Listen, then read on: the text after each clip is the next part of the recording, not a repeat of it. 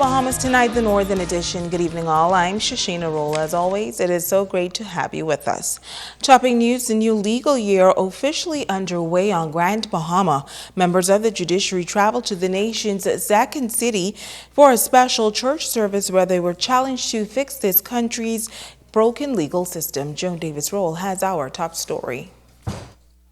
Members of the judiciary here on Grand Bahama beginning the year with the traditional trek to a house of worship as they seek the guidance of one of whom we believe here in the Bahamas is the ultimate judge. Despite the threat of inclement weather, the hierarchy of this country's judicial system, led by Chief Justice Sir Hartman Longley, were joined by their colleagues here on Grand Bahama for the special service to mark the official opening of the legal year. In a hard-hitting sermon, Rector of Christ the King Anglican Church, Archdeacon Canon Harry Bain, declared that the legal system in the Bahamas is broken, and he called on those who represent the seat of justice in this country to fix it. There are many persons who hold the view that too many lawyers contribute to the broken legal system by being unprepared for their case and repeatedly petitioning the court for adjournment upon adjournment. And there are those who seek to live above their means and flirt with the client's money. 2016 is the year to fix those things that are broken. Let 2016 be the fix-it year in the judiciary. Clean up your acts where needed. Straighten up and fly right. Turning his attention to the court of law here on Grand Bahama, Canon Bain noted that the state of that edifice is a disgrace and indeed a crime. Those who should be working on behalf of the people need to stop promising and actually repair the sad physical state of the Garnet Lavarity Justice Center here in Freeport. Shifting his focus to crime, he emphasized, has reached unprecedented levels in this country, and more must be done to arrest the criminal element. The record-breaking number of murders and the scourge of crime generally, pounding our once peaceful and safe Bahamas, with the almost silent rise of commercial or white-collar crimes, and the overload of civil and criminal matters pressing our legal system. The leading clergy, not mincing words, reminded the jurist that someday they will have to stand before a heavenly court and give an account to a supreme authority. Some of you, however, are so wrapped up in your own ego and status, you are blind to the power and purpose of God. A ceremony filled with pomp and circumstance followed the service at the Garnet Lavarity Justice Center, where the Chief Justice Sir Hartman Longley conducted the official inspection of officers.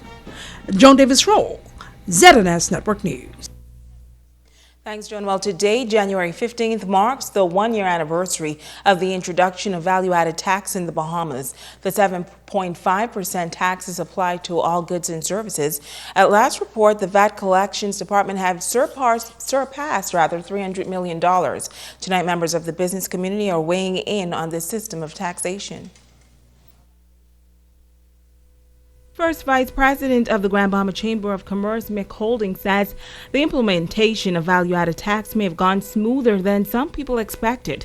However, there are still some issues that they believe need to be addressed. One is the economic impact on lower income families. I think the cost of VAT has significantly affected their standard of living.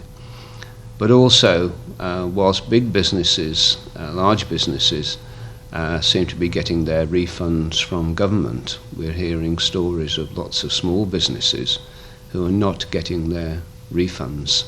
And this is something that needs to be addressed by government sooner rather than later. Chamber President Kevin D. Seymour says that some members of the Chamber have experienced some challenges. A few of them who have been designated as exporters having some challenges in collecting their refunds You might recall that exporters are zero rated, and hence, if they pay a VAT, the expectation is upon making their filing, they would get a refund from government.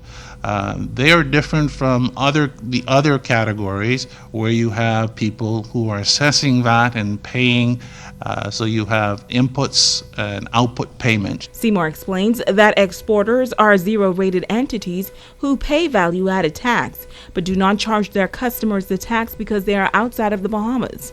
We would want the Ministry of Finance and certainly the VAT department to look into any instances where you have exporters who have not been paid their refunds, because clearly this is tying up their working capital, and it'll ultimately affect the business.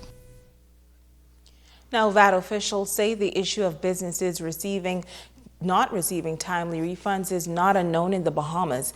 The primary cause, they say, is that a return with a VAT credit position does not automatically mean that the taxpayer would receive the refund.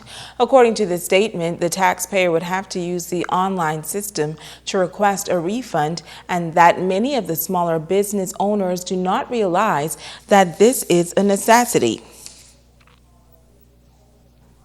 Taxpayers with questions can send them to taxinquiries@bahamas.gov.bs or taxreform@bahamas.gov.bs, or you can contact the VAT hotline at 242-225-7280 or 242-461-8050.